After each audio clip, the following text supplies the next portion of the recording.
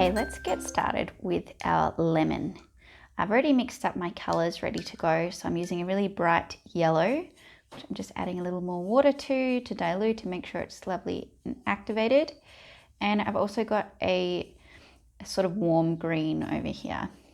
So I'm also using I'm actually using a size 8 round brush today, which is a little bigger than maybe I would normally use, but it doesn't really matter too much. So just getting the excess water off my brush and picking up some yellow. And I actually do want to dilute the color a little bit, so I'm dipping my paintbrush in the water and just dabbing off any excess. And to get started, I'm going to paint my lemon on the left hand side of the page and my lime on the right. And I'm going to just do some big sort of sweeping brush strokes, and they are my C curves that you'll know from my brushstrokes tutorial. And I'm just adding some more, making my lemon really wide, and I'm going to sort of just go quite freely wherever I like, wherever I think they need to go. And you'll see that some parts of the lemon have more paint than others, and that is deliberate. So I'm putting a little more yellow paint down the bottom to make it a bit darker and shadowed. And I'm going to actually pull some of the paint off by sort of drying off and rinsing my brush.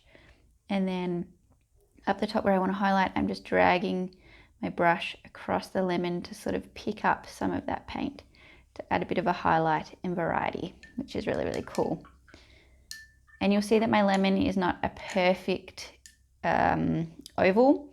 It's got some bumpy bits, and I think that really adds character and makes it really lovely and loose.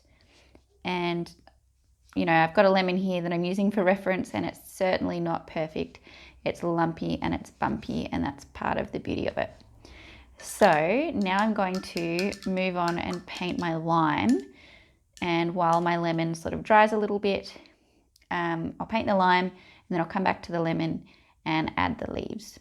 So I'm going to grab some water on my brush again and mix up my green just to make sure it's lovely and activated as well. I'm going to grab lots of paint on my brush and just sort of do the same thing as I did with my lemon, but painting it a little bit smaller. So I'm using these same brush strokes again, and my lime is going to be a bit rounder as well. So kind of more of a circle than an oval. And I'm going to dab in some green paint down here to make it a little more shadowy. And I'm going to rinse my brush off and do the same as I did before on my lemon and pull up some of that paint to give a bit of a highlight up the top. And I might actually paint another lime next to it, grabbing some more of my paint and just doing the same thing. And this is really loose and free, the way that I'm painting. I'm definitely using my C curve brush strokes, that's for sure, but I'm sort of working in whatever order and direction that I want to, kind of just making it up as I go. Grabbing some more green, not sure if it's in frame or not, but I'm grabbing some more green from my palette, and then I'm going to add some yellow to it to cool it down a bit. So I've put my green in my palette. I'm going to grab some yellow, also from my palette. Mix them together to make it just a warmer green. I'm struggling again today. If you watch my tutorials a lot, you'll definitely notice that some weeks I find speaking much easier than others. And this is not one of the weeks where I'm finding it easy. Okay, so I'm actually going to dab some of this different green into my limes that I've already painted to add some variety while it's still wet. So I'm working while the paint is still wet to create the wet on wet or wet in wet technique and effect. I'll just paint another lime here.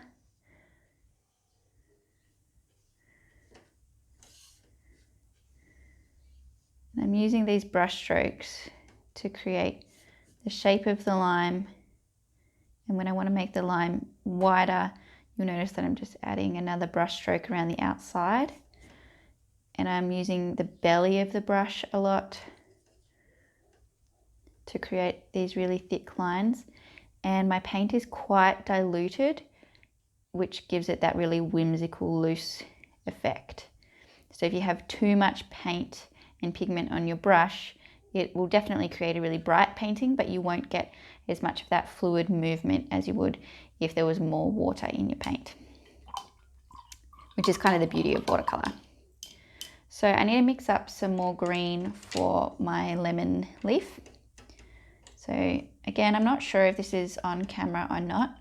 I've actually bought a new camera for filming, but I took so long trying to set up my filming today and get it all organized that it went flat. And so I'm using my phone again for this tutorial. But hopefully soon I'll be able to use it.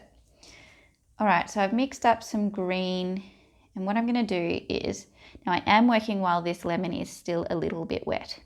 So there's the risk that when my stem and leaves are painted on the page, when they touch the lemon, it may actually bleed, and depending how wet the lemon is, that might be a lot. So there might be a lot of green that flows into the yellow, or it might be not a lot. So if you don't want that to happen at all, if you don't want any of that bleed to happen, then wait until your lemon is completely dry. I'm not doing that today. I'm just winging it and gonna see what happens. So I'll just dab off some excess liquid from the brush so it's not too wet. And I'm just gonna use the very tip of the brush to get started to paint the little stem. And I'm then gonna paint a leaf coming down off it using S-curve technique, which again is in my brushstrokes tutorial if you're not sure what that means. There we go. I'm actually going to dab in a tiny bit of green into the lemon in the hope that it bleeds a little bit just to create some variety, but I think my lemon might have dried too much too quickly, which is fine. And I'm not sure if you can see this or not, but my paper is actually warping a little bit from having so much water on it. So here there's actually a bit of a puddle of water because I used so much paint and water, and it's happening here as well. So to I guess combat that or prevent that, you could use a block of watercolor paint where it's stretched and it's sort of all glued together on a block. So it's like a pad of paper. I think I said paint instead of paper. Anyway, it's a pad of watercolor paper, but it's glued around all four edges, and you paint on it like that, and it stays on the block while you're painting. Then when you're finished and the painting is dry, you then use a knife or whatever to cut around the edge and then take off your sheet of paper, and it won't be warped like can happen here. Or you can also stretch your paper by, it's the whole thing, you've got to wet the paper and you get this, I just realized I'm on a tangent.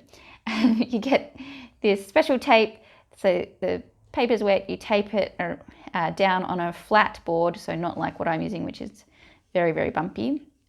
And then when it's dry, you get painting. So that's a few different ways to prevent this warping that's happening, and also making sure that you're using really thick watercolor paper, which I am using 350 GSM, so it's very thick, but I've just used heaps of water. So that is a big tangent, but I thought that you might find it helpful and useful, and also just avoiding having big puddles on your page can help too. And I think I might want to add another lemon in behind this one.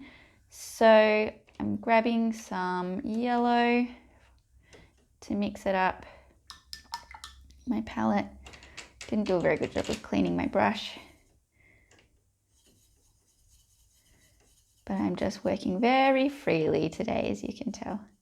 All right, so I'm going to do the same sort of thing as before, like these same C-curve brush strokes, but I'm working in behind the lemon, and I'm going to leave a little bit of a gap between the two lemons, so some white space, hopefully. I can't guarantee how accurate I'll be, but I'm just going to have a crack. So by leaving that white gap or white space or negative space, lots of names, it's alluding to the fact that there are two lemons there. It's not just one very strangely shaped lemon. So negative space is really, really helpful when painting loose watercolour. So I'm just going to dab lots of paint down the bottom, probably going to end up with a puddle again, drying off my brush a little to lift up some paint from up here. And you'll see that creates a really cool highlight effect. And I think I will sort of lift a little off from the bottom.